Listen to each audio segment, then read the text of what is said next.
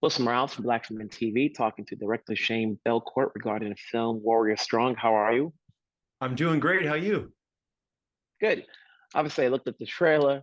It seems interesting, but it almost seems like I've seen the story before. Tell me what's different. What a great question. Well, I mean, I think that the film really benefits from its location specificness. You know, it's a Canadian small town basketball movie. Now it shares a lot of the Great Lakes, you know, Michigan and Upper New York State and all those kinds of things, and how the milieu and the changing of the towns are adjusting how people need to reinvent themselves. So I think there's a lot of similarities, but we tried to dig into being Canadian up here making the film. You know, it has Andrew Dice Clay. So, you know, that's something that's probably going to be unique and unexpected in a basketball movie. Mhm. What went into saying yes to taking on this project? I had played high school basketball. I Mhm. love basketball. I love sports movies. So when the script came in and it was a high school basketball movie, I was like, okay, I'm already in. And I really love the dynamic between the two coaches and their battle for controlling the team. And that was something Mhm. that reminded me a lot of like Lethal Weapon or 48 Hours. And I just love those sort of forced together buddy cop kind of, you know, shows where we got to solve the case being the team, you know, the season ahead. But how do they get it, you know, my way or your way? Who's going to win it? And finding that middle ground and becoming, you know, the coaches, the adults got to solve their issues before the kids can have a chance of, you know, being the best versions of themselves. Mhm. Was there anything you tweaked to make it different outside of being a Canadian film? And we never want to say it's Canadian film. A film is a film, you know. And so, like when I think of this, look at obviously most people on today see it. Oh, they're going to go by the trailer and goes, oh, this is Hoosiers. This is there was a recent Right. series on Disney Plus with John Stamos where he played the coach with an attitude, you know. Yeah, yeah. And so, like we always get those individuals, especially when it comes to sports, like okay, coach, the bad news bears, like Oh, yeah. who's going to come in and who's going to read them fine or as you mentioned reinvent themselves by touching upon a group of kids that helps them change their ways. So when you looked at it and you read it, and as you said, you're a player, so I'm sure you've seen your share of these sports movies. Was anything different that you wanted to make it on your own, or you just went along with what the script said? Well, you know, there was a process where the original writer Dan Gordon had sort of left the script with me, and I have a co-writing credit on the film after sort of taking the script and adjusting it. Part of it for me was, you know, there's different complexities with indigenous life. So my dad's indigenous, or you would say up there or down there, American Indian. My mom's white. So, you know, for me to sort of put some of that stuff in there, there's a talk about Ogeechita that comes from the principal, played by Sarah Podemski, an indigenous actor, which you might know from Reservation Dogs, Sterling Harjo's brilliant show on FX. So, you know, that's something that, you know, I wanted to include in the film, that if you're going to be in a place, all these lands are indigenous lands. What are the teachings of those lands? It's always going to come from a place of you got to get away from me and you got to go to we. That is a universal, but how do you express that as an idea of warrior? So the title being Warrior Strong, the word for that in Ojibwe is going to be Ogeechita. And Ogeechita is going to be always about, you know, a warrior, but what is a warrior? You know, warrior is the person, you know, similarly, people might have the same definition of it, but for up here in our communities, it's about how to look at being in service of others. So that's something that I wanted to make sure was in the film and was done right. Another piece of it is the character Patina. So I have never seen a basketball film that has a character that is a they them that tries. There's a great, I think, one of my favorite scenes in the film. You know, where you know the coach character Bilal is saying, you know, why don't you just join the boys team? It's like, well, I'm not this and I'm not that. I can't play for the girls or boys team. You know, where do I fit in? And really asking how to exist in a world that sees itself as binary to be in a non-binary kind of viewpoint. How do we all adjust to that? How do we all grow and change, you know, and evolve how we see the world and how we see ourselves in it. So those are things that I wanted to put into the film that were not in the original script that I was excited to do. So those are things that I think ultimately are different. And you know, I'm trying not to give away too many of the plot points, but those are Now, the ones that I you like. know, you mentioned the word indigenous, and obviously, this is the time period where this movie is coming out. You got Killers of the Flower Moon coming out. There's always a time period when all of a sudden a certain race or culture becomes the standpoint. Is it now that standpoint for the indigenous crowd? Like they've been here, we're just now showcasing them in a bigger role in a bigger scene. Well, I mean, there's there's a real amazing golden age of indigenous cinema in across all the world. You think of Taika Waititi and what's coming out of New Zealand and the Maori community, Warwick Thornton and all the leadership and amazing talent that's coming out of Australia and the Aborigine community there. Like you're just going to keep going around the world and finding it. Now, up here in Canada, we have a thing called the Indigenous Screen Office, and the Indigenous Screen Office is a major funding element in the Canadian sphere. And what it's doing is providing all kinds of unprecedented opportunities. So some of the first gigs that I got as a young person was because we have a television station called Aboriginal People's Television Network.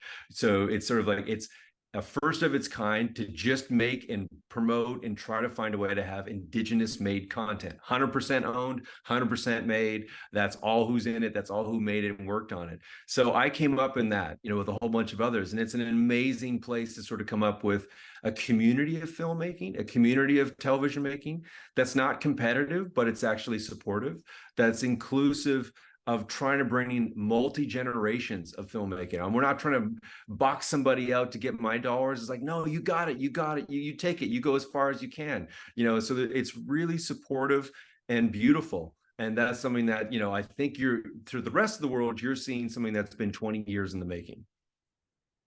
Years ago, you would have probably looked at your script twice and goes, Andrew Dice Clay playing a coach. But I think after the Woody Allen film, where he got a lot of visibility out of it, and he's been doing other work since then, you could see him with different range.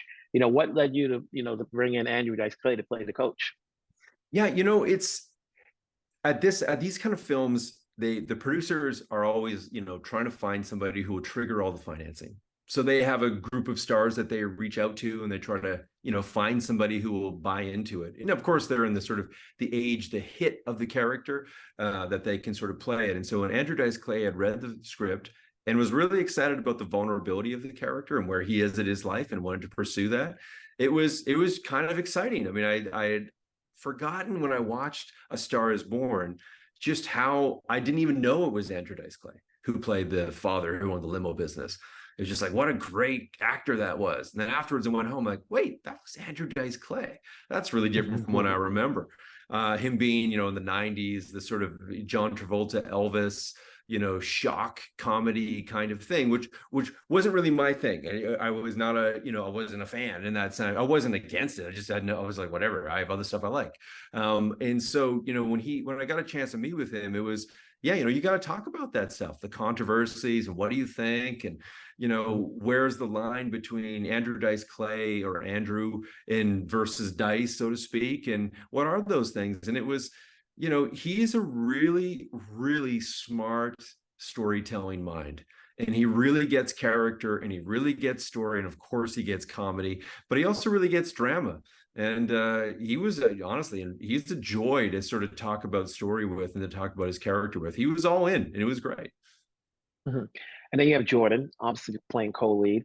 Obviously, when you think about his character, I'm sure there are a lot of players that in your day that's like, okay, he's a hybrid of people that I know, or did you add more to it? Jordan Johnson-Hinds is, I can't think of how lucky I was to be able to work with Jordan, for him to sign on to play that part. He's in every scene. He is in every scene, that guy. And his character, so he's there every day. He's there every day. He's got to perform hours and hours and hours and beyond. He's the leading man, so to speak, of the film, but he's also there with young actors who are acting opposite him.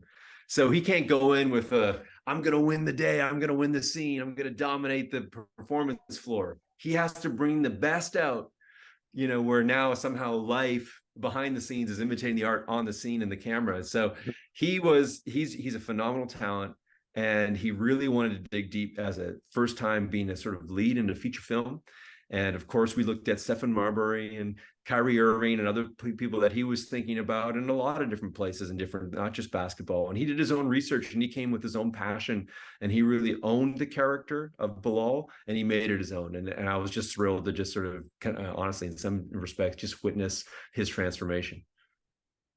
as a director, when you're doing the sports films, you always have to say to yourself, okay, how many takes am I gonna have to do when I'm shooting certain scenes to get it right?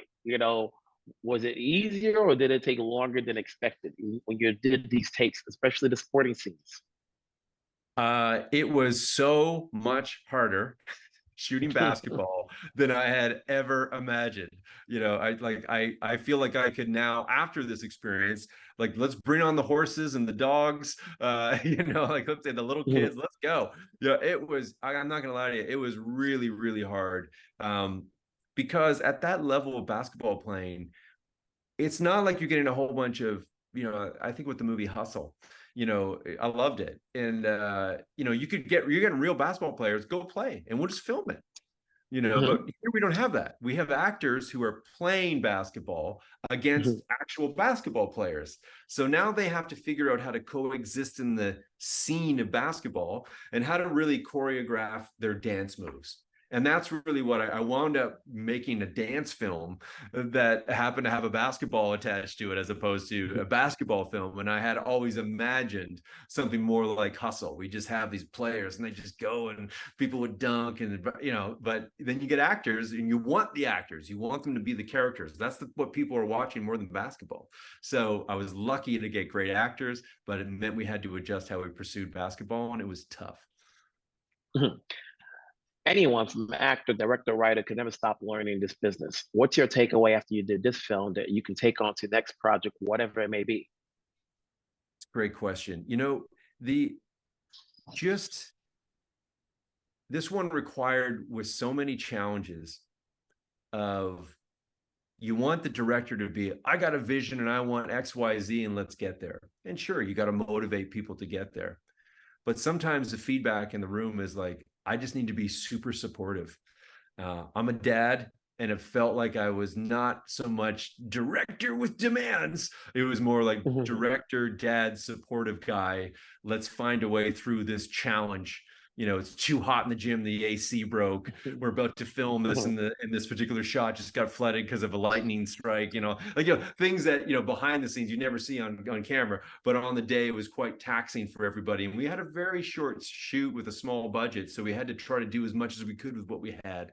And so it really required a deepening of my humanity, basically again, where life imitated art, where I had to become more coach-like and less star player-like. I always say there's a glut in the market right now. There's a lot of films in theaters, streaming, cable, whatever. People have options now, like as opposed to like, oh, there's only like 3 or 4 films coming out. What's going to get people to come out to see this movie? As we have football coming on right now, we still have the baseball season. The basketball season doesn't come on until later on. But what's going to get an audience to catch this right now? I hope we get a good word of mouth. It seems that when people do have a chance to see the film, they view it as just like a great 4-quadrant popcorn movie. That doesn't mean anything to an audience, that kind of lingo for us, business types, that kind of usually does. It's just like something, to be honest, we're struggling some nights here at my home to watch a film that the whole family can enjoy. And that's what I wanted to make. That I love those movies. I loved watching them as a kid with my parents. I'm a parent now, and that's what I hope to create. And I think we did. Shane, congratulations on this movie. Obviously, one down, more to go down the road. Obviously, we'll be paying attention to what you do next. To keep it going, I'll be sure to let my audience know that this movie is out there, and hopefully we'll see what you do next. Take care. Thanks. I really appreciate the time. Thank you. All right.